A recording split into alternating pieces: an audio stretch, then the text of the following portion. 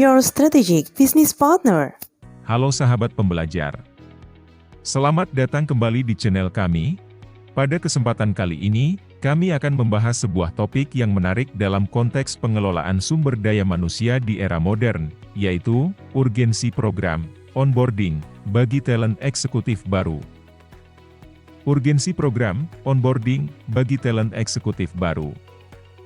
Pentingnya proses onboarding bagi pemimpin baru. Sebagian besar pemimpin baru, cepat atau lambat akan menghadapi beberapa sandungan di tahun pertama mereka menjalankan peran manajerialnya. Disinilah peran penting onboarding proses orientasi, dalam mendampingi para manajer baru. Proses orientasi ini ditujukan memberikan dukungan dan umpan balik sehingga para manajer ini berhasil mengatasi hambatan di dalam menjalankan perannya. Program orientasi yang efektif juga sebagai sistem peringatan dini untuk mencegah manajemen dan organisasi tergelincir pada resiko, kesalahan, atau kegagalan.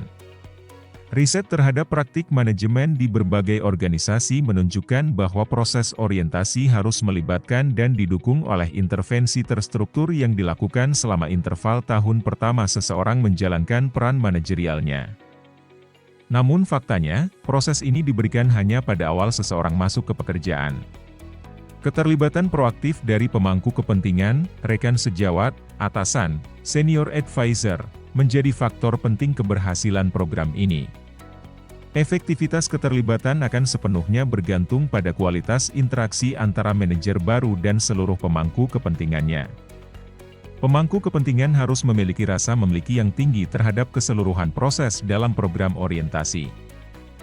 Asesmen proses onboarding. Pertanyaan penting, organisasi bisa melakukan self-assessment untuk menilai seberapa baik onboarding proses yang telah diberikan kepada para talenta eksekutifnya.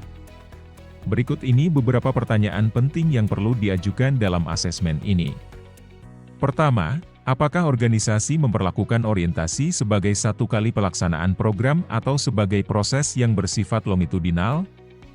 Kedua, sejauh mana program intervensi yang dilakukan, mulai dari penggunaan metode yang terintegrasi, coaching mentoring, hingga umpan balik formal? Ketiga, apakah semua pemangku kepentingan dilibatkan secara proaktif dalam proses yang transparan sehingga menghasilkan umpan balik konstruktif dan target yang dipahami secara jelas? Keempat, apakah intervensi berkala dilakukan selama proses orientasi? Kelima, apakah program orientasi ini disusun berdasarkan pembelajaran kritis dan pemberian umpan balik, atau bersifat lebih top-down, atau sekedar mengacu pada kalender organisasi? Keenam, apakah intervensi dilakukan tepat waktu, yang memungkinkan eksekutif baru mendapatkan umpan balik yang kritis dan valid sehingga ia dapat merespon secara konstruktif dan kredibel? Mengatasi tantangan onboarding untuk promosi internal, program orientasi seringkali diperuntukkan hasil perekrutan eksekutif eksternal. Padahal promosi internal pun bisa mendapatkan manfaat besar dari program ini. Memang benar, pegawai internal umumnya memiliki pemahaman yang lebih baik tentang budaya organisasi. Namun perlu dipahami bahwa tuntutan peran kepemimpinan manajerial sama besarnya antara pegawai internal maupun pegawai eksternal. Oleh karena itu, organisasi perlu melihat kembali apakah promosi internal ini diperlakukan secara berbeda. Apakah organisasi menganggap manajerial internal ini tidak membutuhkan dukungan orientasi? Bagaimana pola yang terjadi ketika promosi internal mengalami kegagalan?